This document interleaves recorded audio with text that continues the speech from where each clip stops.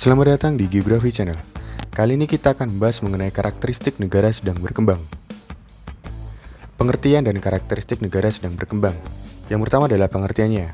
Menurut Ragnar, negara sedang berkembang adalah suatu negara yang sedang membangun, dan cirinya adalah memiliki sedikit modal. Kemudian menurut Simon, negara yang sedang berkembang adalah ketidakmampuan suatu negara untuk menyediakan tingkat kehidupan yang layak bagi sebagian besar penduduknya. Dan berikut adalah karakteristik negara-negara sedang berkembang dari sudut ekonomi. Yang pertama adalah pendapatan per kapita rendah. Kemudian, sangat bergantung pada produksi primer, produk pertanian, khususnya beberapa tanaman utama dan mineral. Yang ketiga adalah sebagian besar tenaga kerja bekerja di sektor pertanian. Kemudian yang keempat, tingkat pertumbuhan industrinya lamban.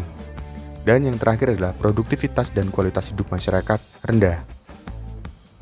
Karakteristik negara sedang berkembang. Negara sedang berkembang merupakan negara dengan tingkat pendapatannya yang lebih rendah, standar hidup yang lebih rendah, tingkat industrialisasi yang lamban, indeks pembangunan manusia yang lebih rendah dibandingkan dengan negara maju.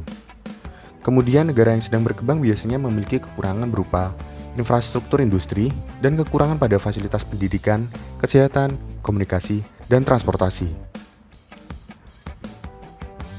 Indikator negara sedang berkembang dan negara maju terdiri dari indikator berupa kuantitatif dan kualitatif.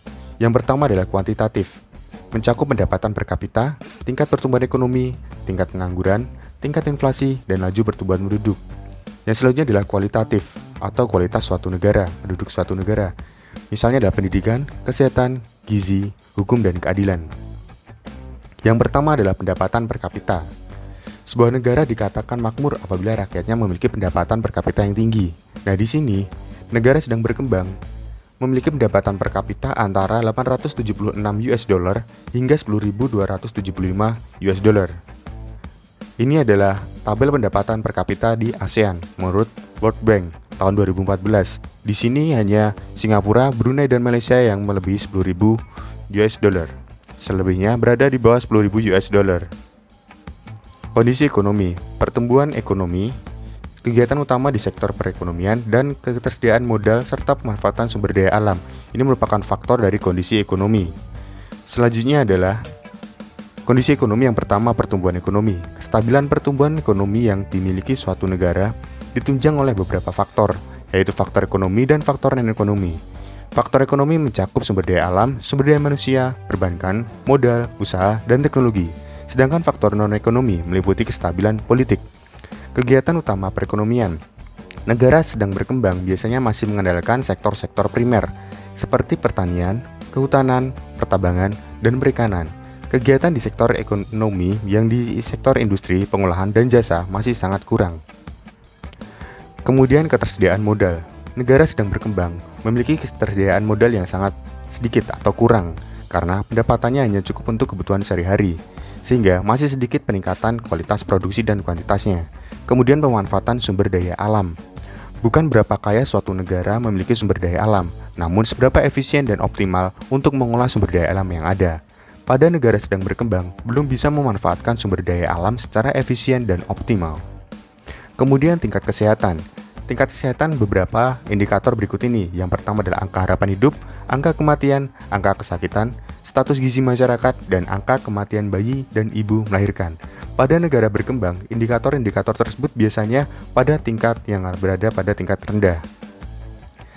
Kemudian penguasaan teknologi pada negara berkembang relatif rendah penggunaan teknologi pada kegiatan industri, kesehatan, pertanian, maupun bidang lainnya.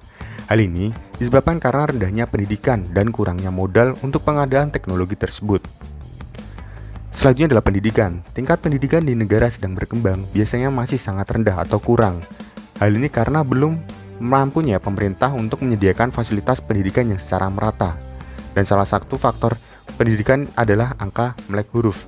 Dan pada negara sedang berkembang, biasanya angka melek hurufnya relatif rendah atau angka buta huruf. Nah, berikut ada perbandingan antara angka melek huruf pada negara maju dan negara berkembang. Pada negara maju pada tabel sebelah kiri, hampir seluruh negara maju memiliki tingkat melek huruf yang mendekati 100%. Sedangkan pada negara berkembang lebih beragam, ada yang 90% hingga ada yang 50% juga. Artinya, pada negara berkembang, angka melek hurufnya masih relatif rendah daripada angka black huruf pada negara maju. Kemudian adalah pertumbuhan penduduk.